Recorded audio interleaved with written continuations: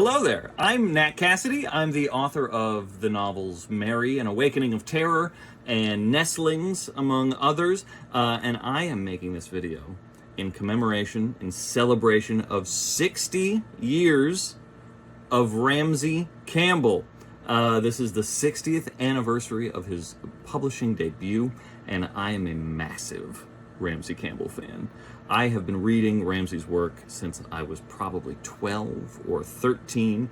I, like most people of my generation and geographical disposition, I first learned of Ramsey's work through Stephen King, through the book Danse Macabre, which goes into, in pretty great detail, a little exegesis of Ramsey's books, The Parasite and The Doll Who Ate His Mother.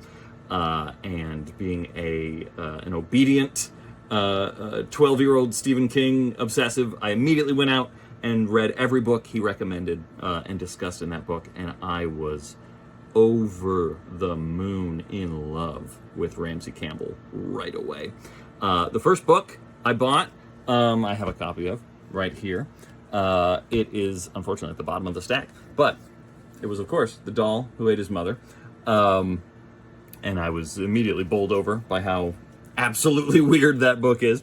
And then I quickly got Incarnate, which is another one of my favorites, and The Face That Must Die, and my big favorite, The Parasite.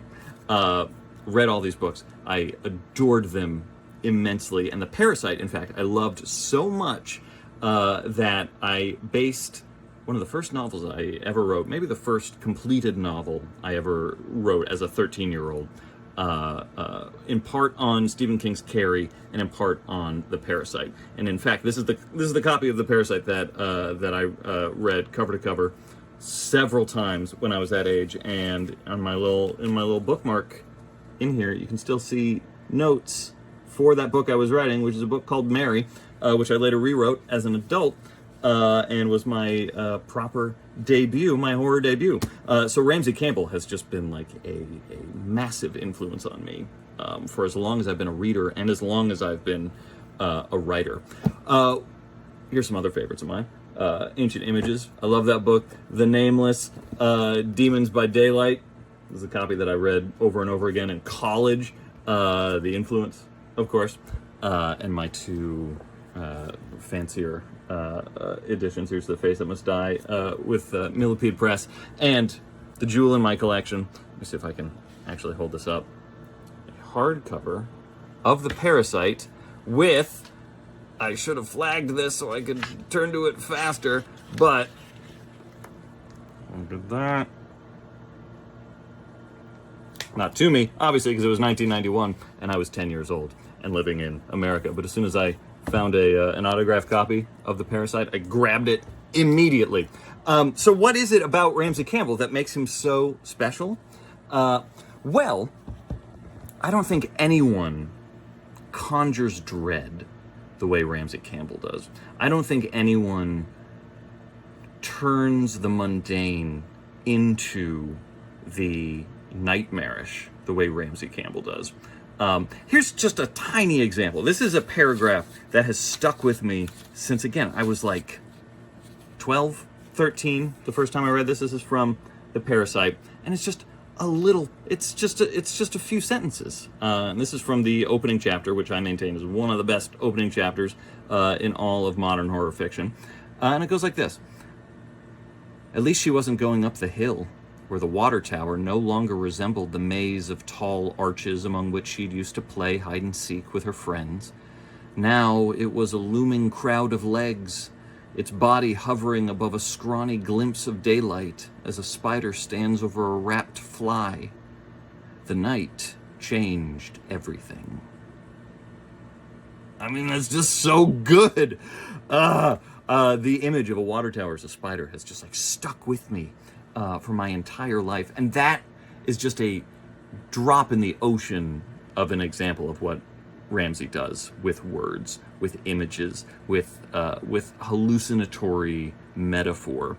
I think it was King who described reading Campbell as being like on just a little bit of acid. And I can absolutely attest that that is accurate. Everything seems normal, and yet everything is just like slightly askew. Everything is a little more vibrant and vivid, and also kind of obscured at the same time, because you're like looking at it, but it's not quite right. There's an uncanniness to it, and maybe this comes from his earlier work in the Lovecraftian trenches. But when he started writing his own kind of Ramsey Campbellian fiction, that sense of the cosmic, that sense of the unheimlich, it's suffused through everything. And I love it. I chase it constantly in the things that I'm reading. And The Parasite was written in 1980, and that was 20 years into his career, I guess. Am I doing the math right? Yeah, something like that. We're at 60 years of his career, and nothing has changed. Like, he is still equally as good, equally as compelling, equally as unsettling as he has always been. He is an incredibly special writer. We are so very lucky to have him. And in fact, I don't have a copy laying around here anywhere, but if I did, I would hold up a copy of my book, Nestlings, which has a blurb from him, an incredibly generous blurb from him. And that means, more than I can say. He is one of the heads in my Mount Rushmore of horror fiction. And so happy 60th anniversary, Ramsey Campbell. Here's to many, many, many more decades of many, many, many more nightmares. Thank you for all you do.